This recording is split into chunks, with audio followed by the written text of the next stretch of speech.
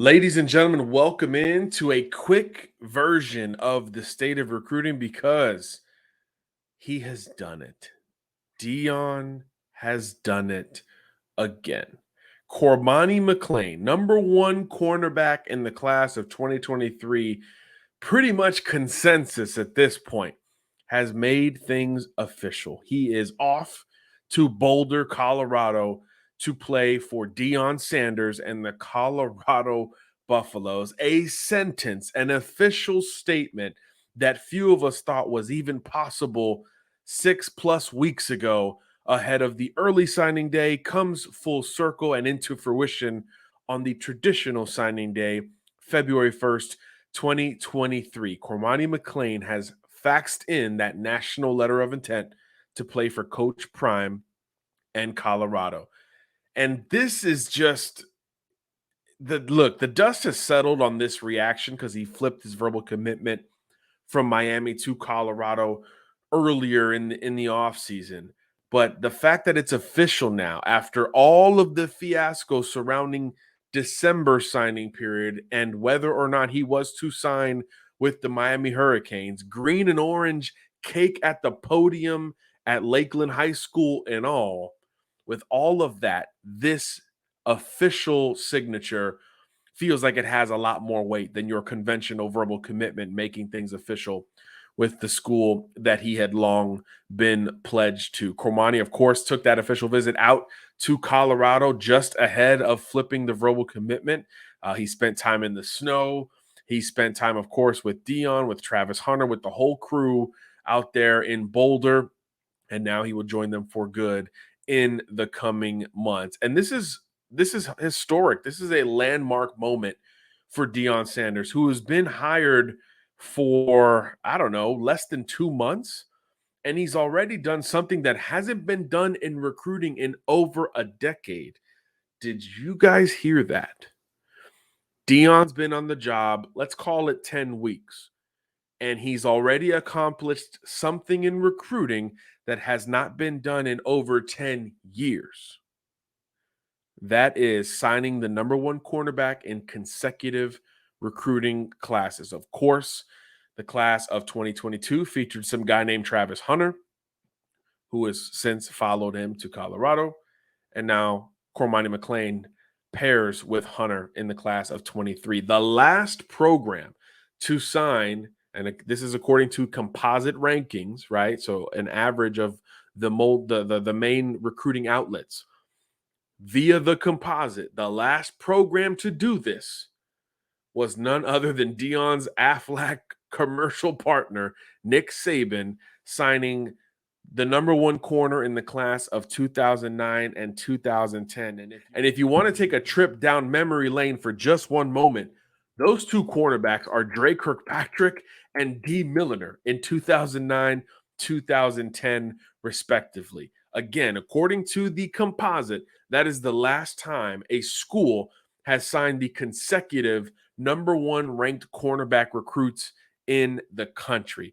Almost fitting that Deion does it after Saban did it more than 10 years ago. And fascinating that it hasn't happened in between. I thought Ohio State or LSU or Florida State, one of those schools that fight and push, pull, and tug for that perceptional DBU moniker, I thought one of them would have accomplished it when I was doing some very basic research ahead of National Signing Day. But lo and behold, Deion Sanders does something that hasn't been done since 2009, 2010. And look, rankings are one thing, performance is another. We all understand that, but let's not minimize this moment. And you'll say, hey, Dre Kirkpatrick ended up great at Alabama. D. Milliner, great at Alabama. Milliner plunged in the NFL with the Jets. Kirkpatrick had a nice long career, mostly with the Cincinnati Bengals, if memory serves. And if you want to feel old, his son is an emerging defensive back prospect in the class of 2024. His best offer is Auburn, ironically enough. Going back to Cormani McClain, though, this is huge news. Again, pairing him with Travis Hunter, even in principle, in theory, it's another plant the flag moment for Deion Sanders on the college football recruiting trail. He has not coached his first game or practice in full at Colorado, yet and still he is accumulating talent at a ridiculous breakneck pace. Cormani McClain officially a Colorado Buffalo. Him and Travis Hunter, among the most talented pair of cornerbacks in the country right now. Yes, I'm saying it. Travis Hunter, the best pound for pound ball tracker I've ever scouted, a guy who effortlessly tracks the football at corner or wide receiver.